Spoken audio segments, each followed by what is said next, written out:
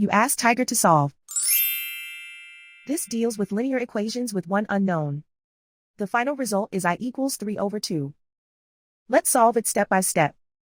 Group all constants on the right side of the equation. Subtract 6 from both sides. Group like terms.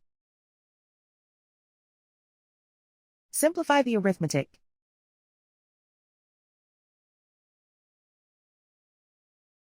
Isolate the I. Divide both sides by -4. Cancel out the negatives. Simplify the fraction. Cancel out the negatives. Find the greatest common factor of the numerator and denominator. Factor out and cancel the greatest common factor.